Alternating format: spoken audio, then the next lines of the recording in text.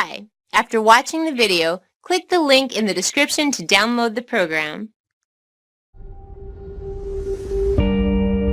You don't have to be perfect to be remarkable. You know, aim high, but manage my expectations of success. If people see the 30%, they don't see the 70% of not making it or not getting what you want. And the interesting thing is that when you are honorable to achievement, the wealth and that kind of thing comes automatically. My story is all about agility and being able to be flexible. The 5-year, 10-year plan that most CEOs ask, my plan has always been kind of unhinged. It's just like I go where my passion leads me and I feel free. Performance mattered, not fame, not money. How well did you do at something is what mattered. I've got to get through it. I've got to take a snapshot of the really great moments and carry those with me through the really bad ones. And the trick is taking your blinders off and remembering to look at those photos. And it changes the brain, changes the wiring. And I try to breathe. Breathing changes the wiring, but it's conscious. You have to just slow down. You have to cut out all the noise. You have to respect yourself.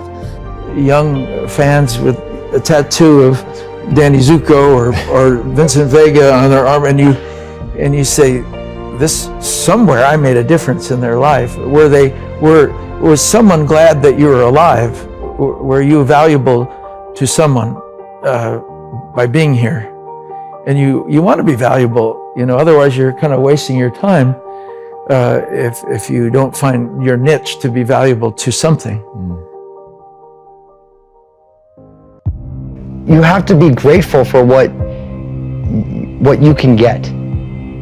Plain and simple. Like, be grateful for what you have, because that's like, we're lucky to even be here. I think it's that feeling to be just lucky to be on the stage playing in front of people, lucky to be sitting with you and talking about this. It's just important for people to understand that complaining has no value. And if you complain about not having enough money, work more. If you complain about not having work-life balance, spend more time on vacationing and your family. It's super simple. Let your actions dictate instead of sitting there and feeling like you're not in control. Poor people say, I can't afford it, I can't do that, I don't have time. It's an escape, you know what I mean? It's easy to say I can't afford it. Oh, I'm too tired. Oh, I can't go to the gym. You know, when you could go to the gym, but no, I can't. Truth is, I'm just too lazy to go to the gym. My first shows, I was playing for 5 people. Like, some of them didn't even want to be there, honestly. But I was pretending like it was like a big deal. When I started DJing, I was playing. I remember when like 5 people would be like, yeah, and there was like everyone else just doesn't give a shit. I'm like, those are my 5 people. I'll focus on them. And after I talk to them, hang out with them. I used to do that at every show when I was in a band. We would tour across the United States, and we would drive like 10 hours, and we show up, I remember in like Albuquerque or something, and there was 12 people that showed up. And after the show, I like hung out with all of them, and one of the guys let us stay in their house, because we were sleeping in our van the whole time. Man, I was excited after the whole tour. I was like, when are we gonna go back again?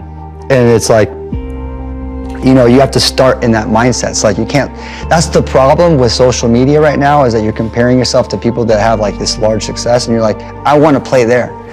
But you first have to go with what you have in front of you and make that meaningful. You can't forget that life is an art. This is why Oprah and I connected immediately, because, you know, we did a whole episode one time on enlightening people that didn't have money on how they can live art. I said, very easy. I said, can the average fellow go to Walmart and afford it's like a tray? Yes, it might be $3. Can you afford a cup instead of a paper cup? Might be $1. It's fine. Now, can you put your favorite coffee in that cup? Can you go to a market or something and get a nice blueberry muffin?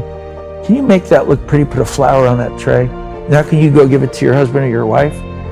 They'll think they're at the Four Seasons and you have minimal money. It's how you approach shit. You know, it's the art of life. someone wants wealth or they want fame, it's harder for that to happen because it's not based on anything that has a being exchange to it. You know, I always say, if you want to be wealthy on just money, get into the money business, investments, banking, you know. But if you're in the arts, I would do it for art's sake first, and then hopefully others will follow, but not make it a prerequisite, but just keep doing the right thing and the good thing, it'll happen. We all make mistakes. We all struggle. This like unconscious feeling that I need to prove to my dad that I'm gonna make it, because that's like what I grew up with. I grew up with this, like, I need to make it, because he implanted those subliminal messages towards me, you know, like when I was a kid growing up throughout my life. You know, let's say some parent that doesn't want their kid to play violin, okay, and they're antagonistic. You know, you've got to be an accountant. You've got to be an accountant. You go, okay, Dad, I love you, but if I become an accountant, I'm becoming what you want me to be, and I have a good chance of having a not so happy life. Even if I fail at being a violinist, at least I failed on my own terms, and I failed doing something I loved. So you got to let up on me, Dad, or brother, or sister, or whoever that character is that has a counter intention to you. You have to get with them and get real and say, look, it's my life, it's not your life, and this is how I need to do it. Why are you so hungry? Like, why do you keep doing this at this level? Because at the end of the day, you know, that's what you have as evidence of a life well lived, a contribution to people. You know, you know, if let's say I have 70 movies and each one delivers a kind of joy to a certain audience, the collage or the mosaic of your career has this blanketed effect that suddenly you can go away with pride that it was a job well done, and you maybe made a difference in a lot of people's lives. When you do something because you love it, it's being an amateur. And if you're a professional, you have to do it regardless of whether you love it or whether you feel like it that night. The trick is to keep both. Because if you don't love it, then it's empty. You know, but we're getting there. What's crazy is that we're actually, the dreams I had as a kid, they're actually happening, which is bizarre and wild. I really want to showcase to all the young people, that the shy kids, that the kids that are like, I will not be successful like that. I will have to like sit in a cubicle and do, you know, the boring stuff, which is actually what my dad told me to do. It's like, that's real life. You have other ways to look at your scenario, and you know, it's like I'm trying to speak to that demo, to those kids, to those people, to the young people out there like that, even to the older people that are like, maybe I need to stop my job and like pursue something else, or maybe I need to reevaluate what I want to do with my life. I'm learning now, I think, to try to go with the flow, to enjoy things, not to worry so much. If you always do good work from your standards, whether you're in a project that fails or succeeds, you can live with that. Think of, I'm 40. Do you know how young we feel?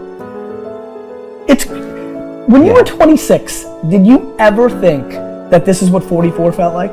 No. You thought that was finished? Yeah. How old are you? Like, you think a 40-year-old, like, when I was 25 years old, I thought a 40-year-old was finished. I don't even feel like I'm starting. And so I'm giving real advice, and real advice looks like this. When you're 19, and you can spend 7 full years learning your craft, meeting people that are mentors, being patient, and you wake up and you're 26 years old, you have your entire life in front of you, and you've done great foundational work. to go on and then be successful.